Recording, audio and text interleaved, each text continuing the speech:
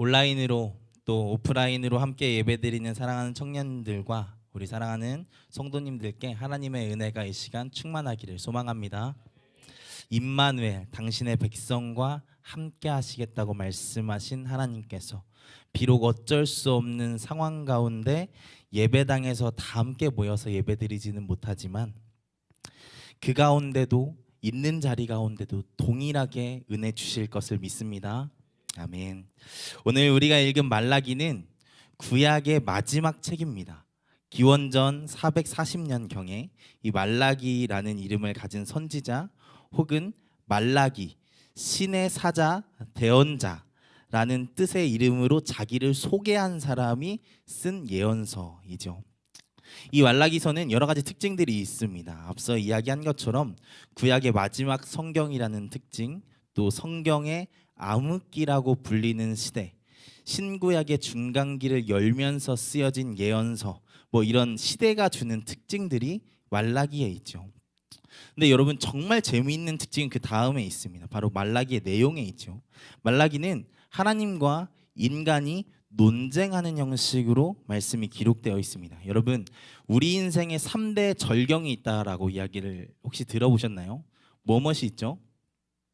싸움 구경, 불구경, 금강산도 식후경. 감사합니다. 이렇게 한 타임 늦게 웃어주시대요.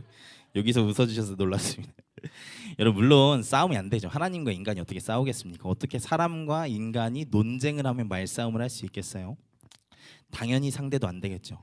그런데 사람은 하나님의 말씀에 소소한 저항적 질문들을 하게 됩니다. 그리고 하나님은 거기에 대답을 하시죠. 말라기는 이렇게 6개의 논쟁으로 기록되어 있습니다. 앞에서 제가 이제 앞으로 제가 말씀을 전하는 6주간 이 6개의 논쟁을 중심으로 이 말라기서를 강해해 보려고 합니다.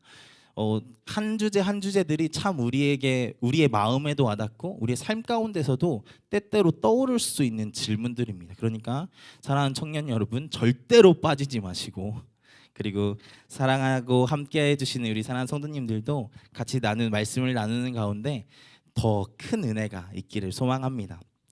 먼저 오늘 첫 번째 논쟁에 대한 말씀을 하기에 앞서 영상을 하나 보려고 합니다. 다 잘 아시겠지만 이지선 자매라는 그 분의 영상인데요. 잠깐 영상을 보고 말씀을 나누겠습니다.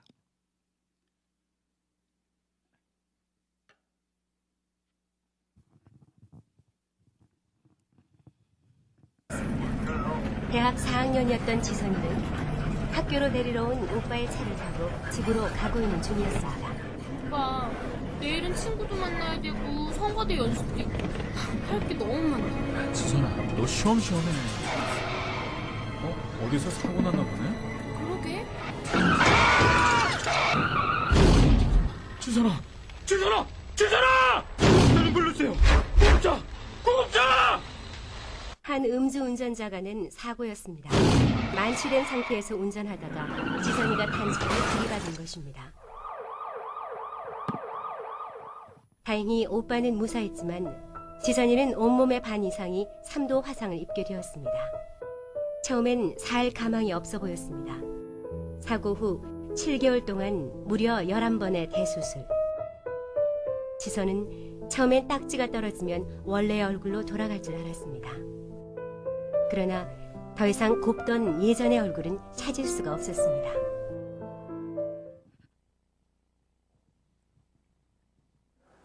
이만큼 다쳤는지는 알기까지 한 반년이 걸렸어요, 진짜로. 그리고 화상이 얼마나 무서운 건지 알기까지도 엄청난 시간이 걸려야 알 수 있었는데, 공목 보다가 딱 봤는데 그 뒤에 화면이 이렇게 어두운 색이었던 거예요, 그 종이가. 그래가지고 얼굴이 딱 비치는 거예요. 너무 놀라서. 근데 그때는 그냥 일단 너무 충격적이었고 아니야 잘못 봤어 막 이렇게 해서 잊어버리려고 막 했었고 그랬었죠. 엄마, 괴물 같아. 괴물인가 봐. 저 이렇게 어떻게 살아요? 어떻게 사냐고요? 하나님, 제발 저 좀 사람 만들어주세요. 제발. 청년의 때에 경험한 이 사고는 돌이킬 수 없는 상처로 이지선 자매에게 다가왔습니다. 그리고 그녀는 그 말할 수 없는 고통 속에 하나님을 향한 원망과 괴로움의 고백을 할 수밖에 없었겠죠. 방금 본 영상의 마지막에 했던 그녀의 기도처럼 말입니다. 어쩌면 그 괴로움의 시간, 오늘 말씀의 제목과도 같은 질문을 수없이 되뇌었을지 모르겠습니다. 하나님 나를 사랑하신다고요? 하나님이 어떻게 나를 사랑하신다고 말씀하실 수 있으세요? 하나님이 정말 나를 사랑하십니까? 말라기가 기원전 400년경에 쓰여졌다는 것은 우리에게 참 많은 이야기를 해줍니다. 혹시 이스라엘 민족의 마지막 나라였던 남유다가 언제 멸망하는지 아십니까? 기원전 586년에 망하게 됩니다.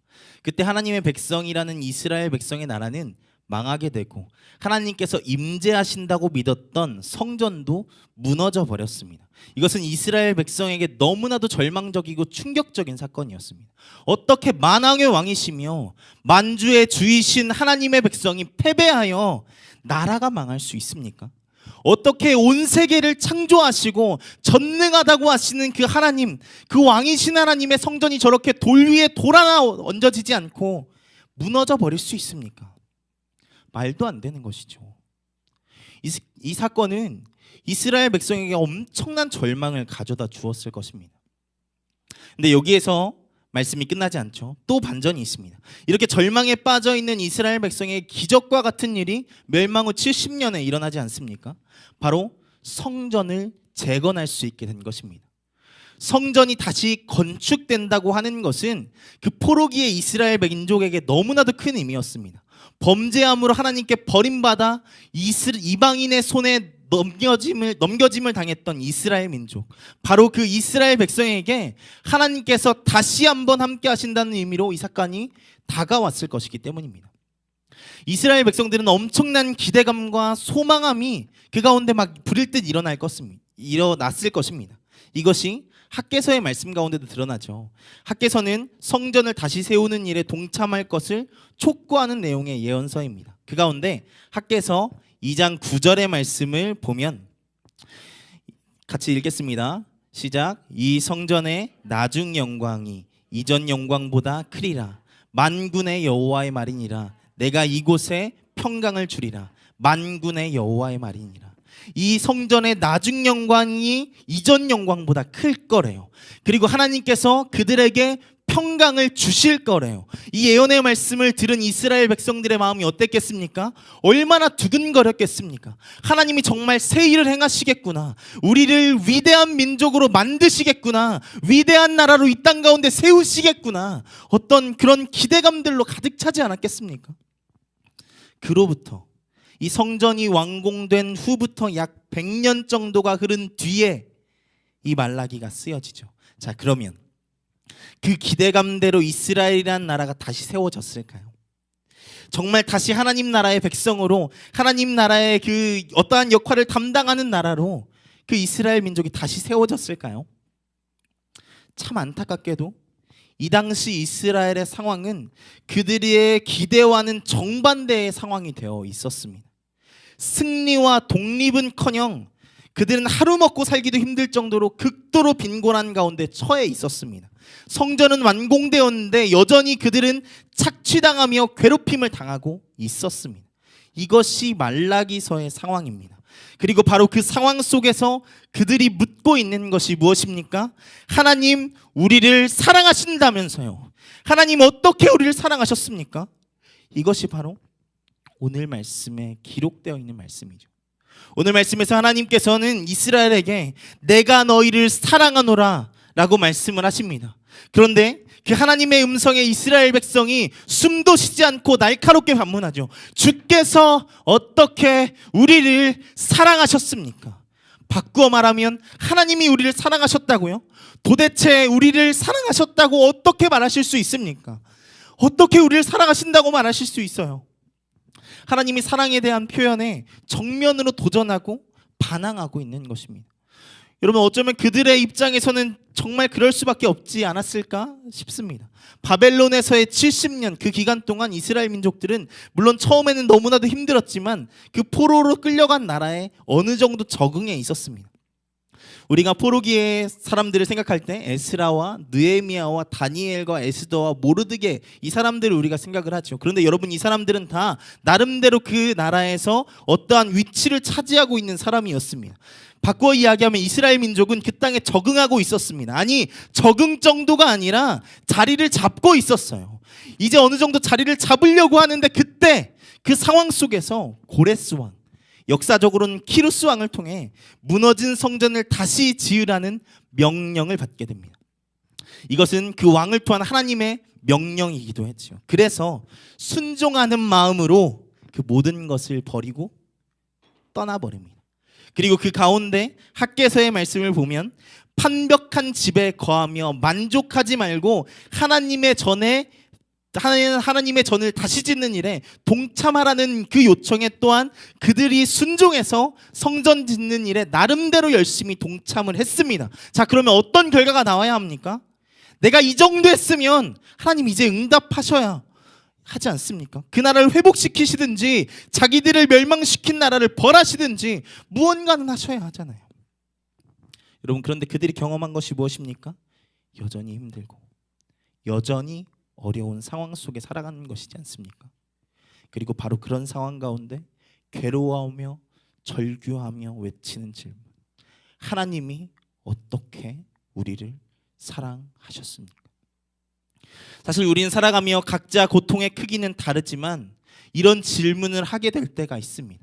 하나님 믿으면 좀 잘 되고 행복하면 좋은데 물론 그런 순간들도 있지만 때로는 정말 말로 설명할 수 없는 어려움 속에 이런 절규를 할 때가 있죠. 오늘 우리가 잠깐 보았던 이지선 자매의 삶처럼 말입니다. 이지선 자매의 간증을 더 많이 들어보신 분들은 아시겠지만 그녀는 성가대도 하고 교회 봉사도 정말 열심히 하는 바른 청년이었습니다. 그런데 어떻게 그의 삶에 그런 어려움이 찾아올 수 있습니까? 사실 이것은 정말 대답하기 어려운 문제이죠. 어느 날 제자들이 예수님께 나와서 이런 질문을 합니다. 요한복음 9장 2절입니다. 제자들이 물어 이르되 랍비여 이 사람이 맹인으로 난 것이 누구의 죄로 인함이니까 자기니까 그의 부모니까 하나님이 왜 이 사람을 맹인으로 태어나게 하셨냐는 것입니다. 이것에 예수님께서 무엇이라 대답하십니까? 9장 3절입니다. 예수께서 대답하시되 이 사람이나 그 부모의 죄로 인한 것이 아니라 그에게서 하나님이 하시는 일을 나타내고자 하심이라. 왜 그렇게 되었는지 예수님께서 장황하게 설명하지 않으십니다. 누구의 죄 때문이 아니라 그에게서 하나님이 하시는 일을 나타내고자 하심이라 라고만 답을 하시죠. 그리고 다만 그의 눈을 뜨게 하시고 그를 통해 하나님이 하고자 하시는 일을 드러내실 것을 삶을 통해서 보여주십니다. 고통의 문제는 사실 우리가 이렇다 저렇다 결론을 내릴 수 있는 것이 사실 아닙니다. 특히 믿는 자의 삶 가운데 찾아오는 고난의 문제는 정말 어떻게 답하기 정말 어려운 문제이고 참 어려운 부분이죠. 그래서 우리가 그리고 이스라엘 백성이 이렇게 질문하는 것이지 않습니까? 하나님 정말 나를 사랑하십니까? 진짜로 정말로 나를 사랑하십니까?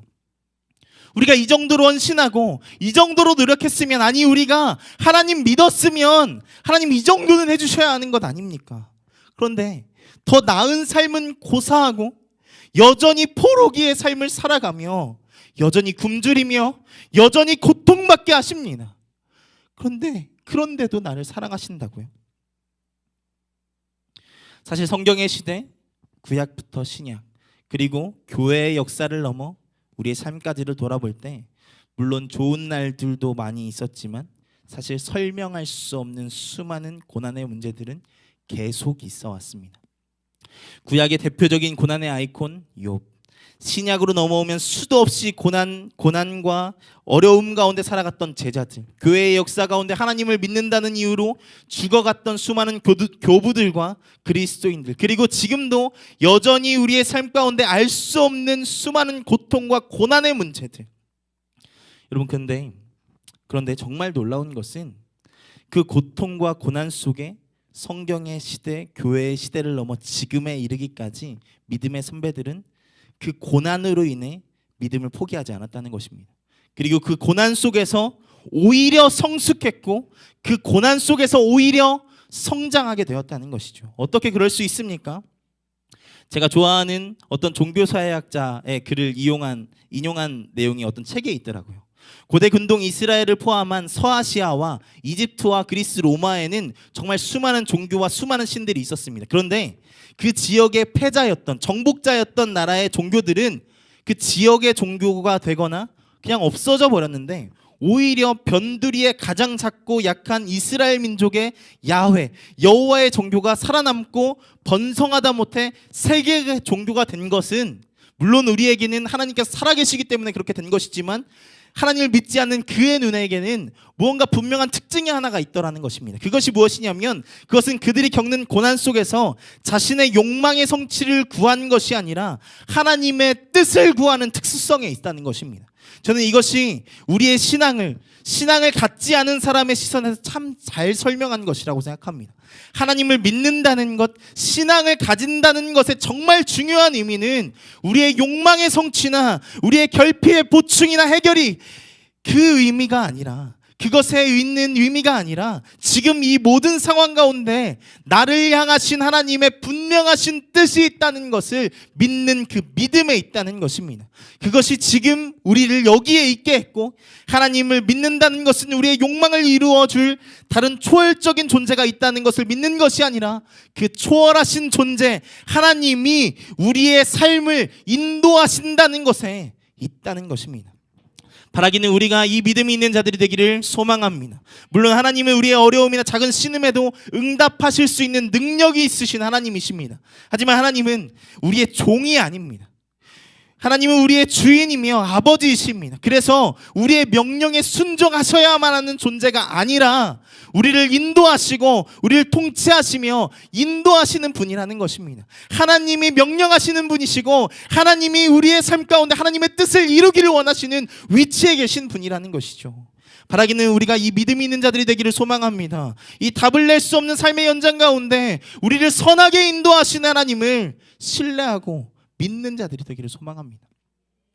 여러분 그런데 그래요. 하나님께서 우리를 인도하시고 초월하신 그 하나님께서 우리의 삶을 지도하고 계신 것 알겠습니다. 그런데 그 하나님께서 우리를 선하게 인도하신다는 것을 어떻게 확신할 수 있죠?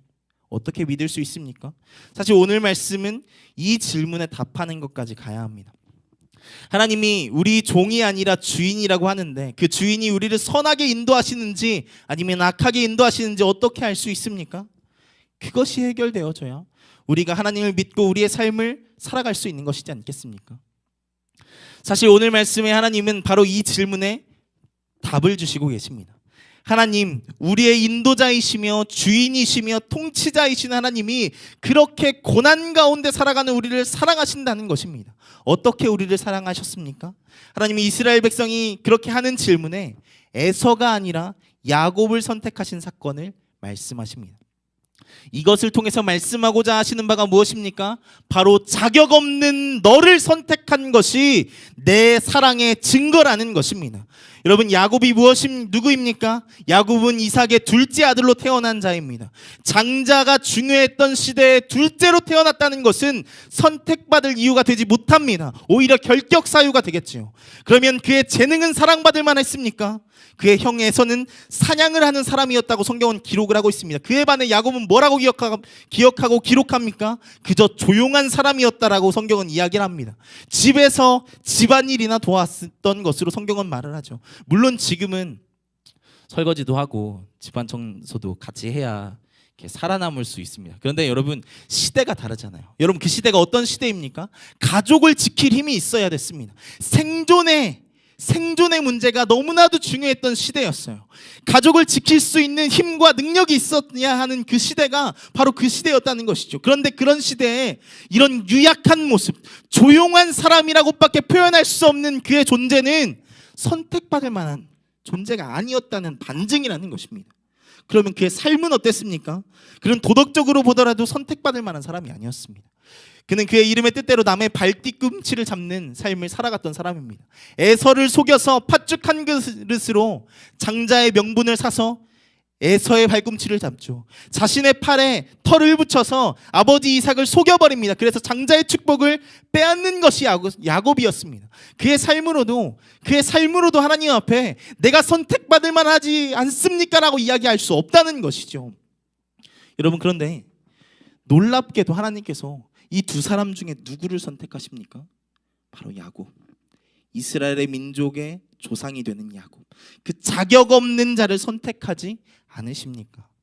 이것을 어떻게 설명할 수 있겠습니까? 이것은 정말 하나님의 사랑으로밖에는 설명할 수 없는 것이죠. 조금 더 볼까요? 하나님의 백성이라는 이스라엘 백성은 어떤 민족입니까? 그들은 애굽에서 종살이하던 민족이었습니다. 그들은 약했고 광야에서의 모습을 보면 알 수 있지만 하나님을 수도 없이 배신하는 악한 민족이었습니다. 모세오경 한번 보세요. 하나님 정말 많이 참으십니다. 근데 하나님은 그럼에도 불구하고 그런 자격 없는 이스라엘 민족을 선택하셨습니다. 그리고 그런 그들을 하나님의 백성으로 삼으시죠. 여기에 어떤 선택받을 만한 행위가 있었습니까? 어떤 자격이 있었습니까? 영국 드라마 중에 마이 매드펫 다이어리라는 드라마가 있습니다. 이 드라마의 주인공은 외모적인 컴플렉스를 가지고 살아가는 사람이었죠. 그녀의 부모님은 이혼하셨고 또한 날마다 그 엄마와의 갈등으로 매일매일 괴로워했습니다. 그녀는 날마다 외모 때문에 놀림을 받기도 하고 자기 자신의 자존감이 무너져서 괴로워했고 또 안식터가 되어져야 할 그 가족 가운데서도 안식을 얻지 못하고 오히려 괴로움을 받아서 결국에는 병들게 되고 우울증과 자해 증상까지 보이게 되는 현상이 나타납니다. 그런데 그런 그녀의 삶에 누가 등장하냐면 핀이라는 남자친구가 등장합니다. 핀은 외모적으로는 괜찮았습니다. 엄청 잘생겼다고 할 수 없지만 그래도 괜찮게 생겼습니다. 나름대로 성격도 나쁘지 않은 사람이었죠. 이 드라마는 결국에는 이 자기 혐오를 하는 이 주인공이 어떻게 여러 가지 상황을 통해서 자기를 사랑하게 되어지는지에 대한 이야기를 이제 보여줍니다. 그런데 그 중에서 정말 중요한 역할을 하는 것이 바로 이 핀입니다. 핀이 이 주인공을 사랑하는 것을 통해서 이 자존감이 회복되어지죠. 사람들은 핀에게 묻습니다. 다른 여러 가지 기준으로 볼 때 사랑할 만한 것이 별로 없는 그녀에게 왜 관심을 보이고 함께하고 그녀를 지지하냐고 말입니다. 근데 그 드라마에서 그의 그러한 행동은 딱 하나로 설명됩니다. 무엇이냐면 왜? 사랑하니까. 다른 어떤 자격, 능력 그런 것 때문이 아니라 사랑하니까. 하나님 왜 자격 없는 야곱을 선택하셨습니까? 하나님 왜 자격 없는 이스라엘을 선택하셨습니까? 그것은 딱 하나로 설명됩니다. 사랑하니까. 사랑하니까. 하나님은 그 합리적이지 않고 비논리적인 그 선택을 딱 하나 사랑으로 설명하시고 있다는 것입니다. 그런데 바로 우리도 그렇지 않습니까? 우리야말로 정말 자격 없는 자들이지 않습니까? 우리가 구원받을 자격이 혈통에 있습니까? 아니면 우리의 행위에 있습니까? 우리는 아담의 피를 물려받은 죄인의 자식들입니다. 우리는 혈통으로도 구원받을 만한 존재가 아닙니다. 그러면 우리가 행위로는 구원받을 만한 삶을 살아가고 있습니까? 여러분 정직하게 우리를 돌아봅시다. 정직하게 우리의 삶을 살아가며 얼마나 하나님이 기뻐하시지 않을 만한 일들을 행하며 살아가고 있습니까? 미움과 다툼과 시기와 질투와 분냄과 악독이 우리의 삶 가운데 얼마나 많냐는 것이죠. 그런데 그런 우리에게 어디 구원받을 만한 자격이 있습니까?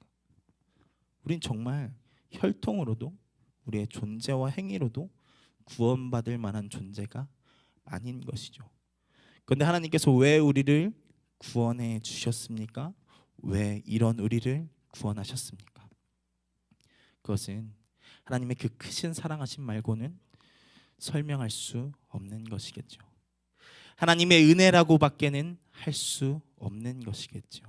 우리는 바로 그 은혜와 사랑을 받은 자들입니다. 왜 우리가 구원을 받았습니까? 어떻게 이스라엘 백성이 출애굽이라는 구원을 경험했습니까? 어떻게 에서가 아니라 야곱이 선택을 받았습니까? 그것은 다른 것으로 설명할 수 있는 것이 아니죠. 그것은 하나님의 사랑으로밖에는 설명할 수 없는 것입니다. 하나님은 어떻게 우리를 사랑하시느냐는 그 이스라엘의 질문에 이렇게 대답하십니다. 어떻게 너희를 사랑했냐고? 그런 질문조차 할 수 없는 자격 없는 너희를 선택함으로 사랑했어. 죄로 인해 하나님을 알 수도 없는, 하나님과 끊어진 삶을 살아가는 너희 죄인들에게 말씀으로 기적으로 나를 드러내므로 너희를 사랑했어. 그렇게 나를 알게 하고 나를 믿게 함으로 사랑했어. 자격 없는 너희를 선택한 것이 내 사랑의 증거야. 그리고 하나님은 지금 우리에게도 말씀하시죠. 어떻게 너희를 사랑했냐고? 자격 없는 너희를 위해 내 아들 준 것이 내 사랑의 증거야. 너희 죄를 내 아들에게 지게 한 것이 내 사랑의 증거야. 내 아들이 너희가 받았어야 할 형벌을 받은 게 내 사랑의 증거야. 여러분, 하나님이 우리를 사랑하시는 증거는 지금 내 힘든 삶의 현실에 있지 않습니다. 죄로 인해 하나님을 알 수도 없었던 우리가 지금 이렇게 하나님에 대해서 듣고 알 수 있다는 것이 하나님이 우리를 사랑하시고 있다는 증거입니다. 하나님이 우리를 사랑하신다는 증거는 내 간절한 기도의 제목에 내 뜻대로 응답하심에 있는 것이 아니라 나를 위해, 자격 없는 나를 위해 십자가 지신 예수님, 그 손과 발과 삶에 있다는 것입니다. 2000년 전에 아낌없이 자기의 삶을 들이신 그 예수님께 있다는 것이죠. 사실 여러분, 우리가 하나님의 사랑을 의심하는 것이 정말 우리에게 닥친 어떠한 상황이나 문제 때문입니까?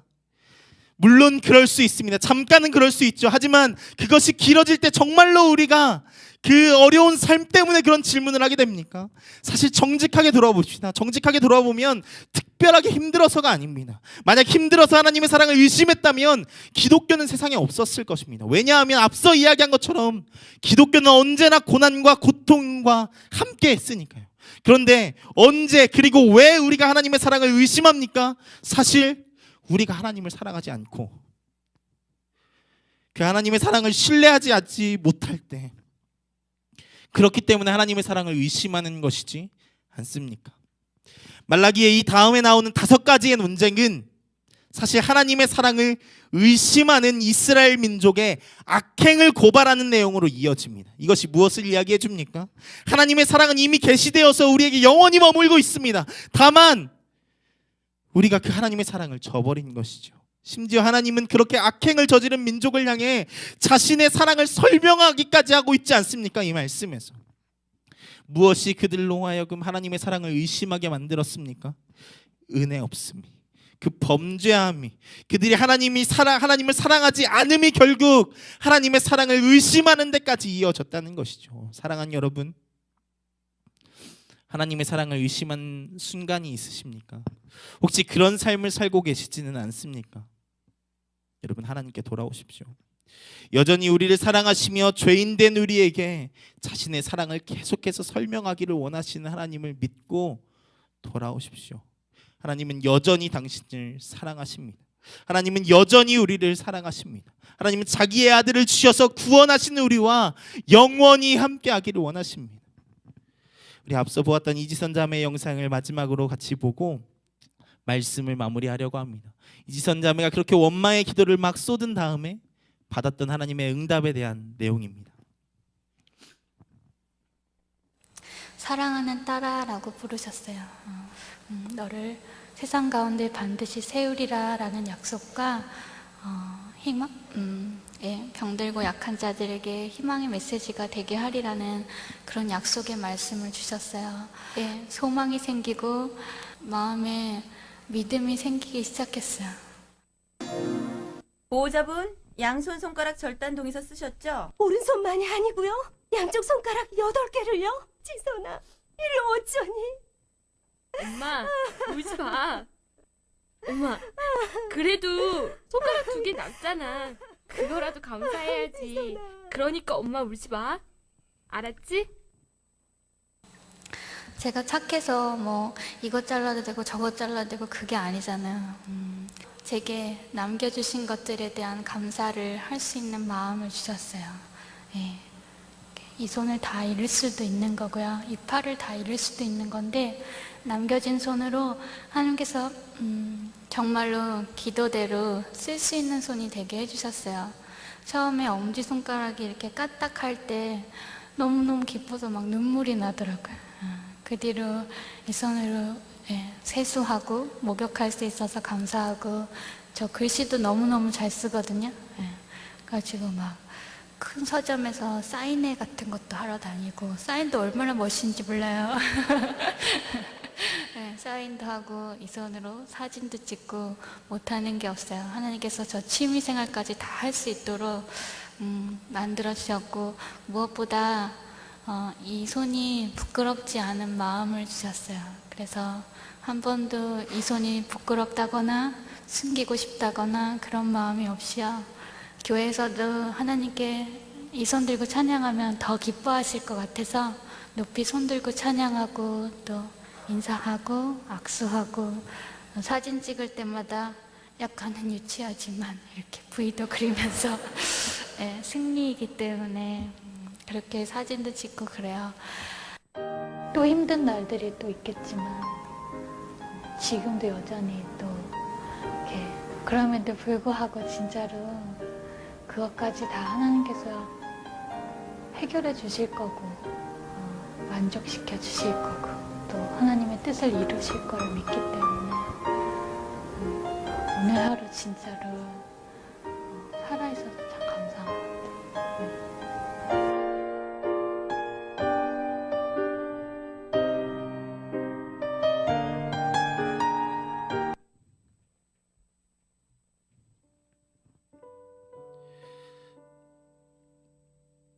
또 살아가면서 힘들겠지만, 지금도 여전히 힘들지만 우리가 어떻게 살아갈 수 있습니까? 지선자매가 어떻게 살아갈 수 있다고 고백할 수 있는 것입니까? 그 하나님의 사랑을 신뢰하기 때문입니다. 그 사랑을 경험했기 때문입니다. 다 알 수 없지만, 다 이해할 수 없지만, 그럼에도 불구하고 나를 사랑하신 하나님, 그리고 결국에는 그 나라 가기까지 나를 완성하실 하나님을 신뢰하기 때문에 그런 고백들을 할 수 있는 것이지 않겠습니까? 우리가 우리 자신을 좀 돌아봤으면 좋겠습니다. 임마누엘, 하나님이 우리와 함께 하신다. 그런데 왜 우리가 날마다 하나님의 임재를 경험하지 못합니까? 그건 내가 함께 하신 하나님과 함께 하지 않기 때문입니다. 하나님은 언제나 내 옆에 계신데 내가 그것을 받아들이지 못하고 내가 그것을 인정하지 않기 때문입니다. 하나님이 나를 사랑하시는 것을 왜 알지 못합니까? 하나님은 여전히 나를 사랑하시는데 나는 그것을 인정하지 않고 그 사랑을 신뢰하지 않기 때문입니다. 우리 이 시간 다시 한번 찬양하고 기도할 텐데, 하나님, 우리의 마음 가운데 그 하나님의 사랑이 회복되어지게 하여 주시옵소서. 우리의 그 마음 가운데 불신앙과 그 모든 마음 가운데 있는 의심들이 깨어지게 하시고, 나를 사랑하신 하나님, 나와 영원히 함께 하시겠다는 하나님, 그 하나님 의지할 수 있는 나로 빚어가 주시옵소서. 우리 시간 같이 찬양하시고 기도하며 나아가겠습니다. 다 표현 못해도, 다 표현 못해도 나 표현하리라.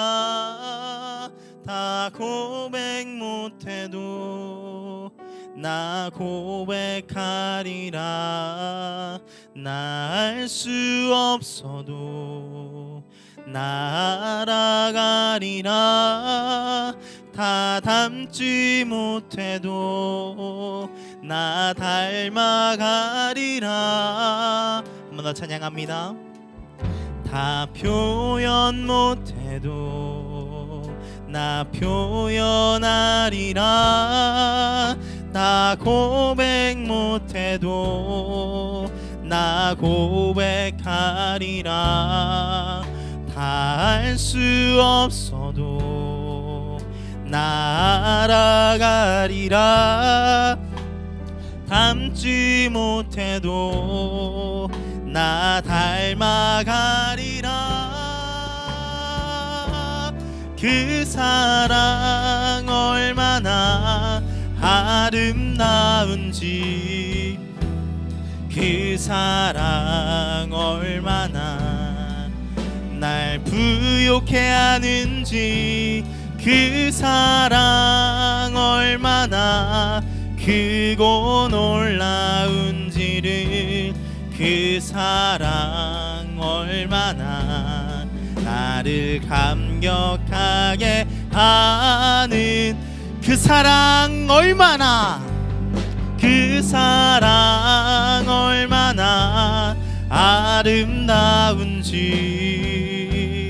그 사랑 얼마나 날 부욕해 하는지, 그 사랑 얼마나 크고 놀라운지를, 그 사랑 얼마나 나를 감격하게 하는지. 다 알 수 없는 그 사랑, 때때로 우리의 나약함과 믿음 없음으로 의심하는 그 사랑, 우리가 이 시간 다시 한번 점검하고 하나님이 우리를 사랑하신다는 그 믿음 위에 서기를 소망합니다. 우리 시간 같이 기도하실 텐데, 잠깐 말씀을 기억하시면서 기도하실 텐데, 하나님, 다 알 수 없지만, 내 삶의 수많은 문제들 다 알 수 없지만, 다른 건 모르겠고 나를 사랑하신 하나님, 그거 신뢰 하나 하고, 그 하나 신뢰하고 나아가는 우리가 될 수 있도록 주님 붙잡아 주시옵소서. 나에게 그런 믿음 허락하여 주시옵소서. 우리 말씀을 기억하시면서 잠깐 기도하며 나아가겠습니다. 기도합니다. 주여, 살아계신 하나님 감사합니다.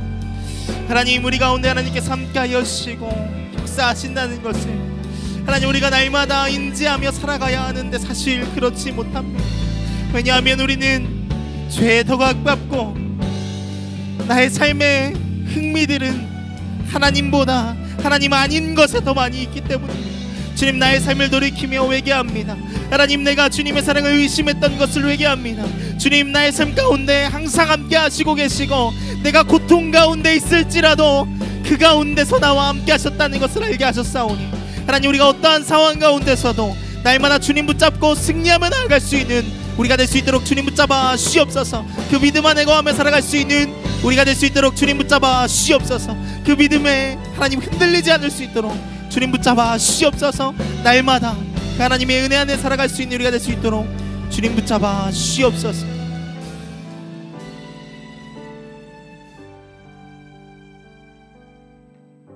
사랑하는 하나님, 감사합니다. 우리를 사랑하십니까? 라는 그 말라기의 질문을 통해 언제나 너를 사랑해, 너를 구원하고 너를 선택한 게 내 사랑이야. 그러니까 제발 내 사랑에서 떠나지 마. 그렇게 말씀하시는 사랑에 대해서 들었사오니 하나님, 우리가 날마다 넘어지지만 때때로 쓰러지지만 임마누엘, 항상 함께 하신 하나님, 항상 나를 사랑하시는 그 하나님, 우리 마음으로 신뢰하고 우리 삶 가운데 믿음으로 그 모든 상황 가운데 이기며 살아갈 수 있는 우리가 될 수 있도록 주님 붙잡아 주시옵소서. 어쩌면 지금의 시기가 그렇습니다. 우리의 믿음이 참 많이 흔들릴 수도 있는 시기이고, 때때로 지금 이 환난과 어려움이 왜 이 시기에 찾아왔는지에 대한 삶의 질문들이 수없이 일어나는 시기이지만, 그럼에도 나와 함께 하신 하나님, 그럼에도 불구하고 나를 사랑하신 하나님을 믿고 신뢰하며 지금 이 시간들을 넉넉히 승리하며 이기며 나아갈 수 있는 우리가 될 수 있도록 주님 붙잡아 주시옵소서. 하나님께서 함께 하실 것을 믿습니다. 어느 곳에 있든지 하나님께서 함께 하실 것을 믿습니다. 예수 그리스도의 이름으로 기도하였습니다. 아멘. 감사합니다.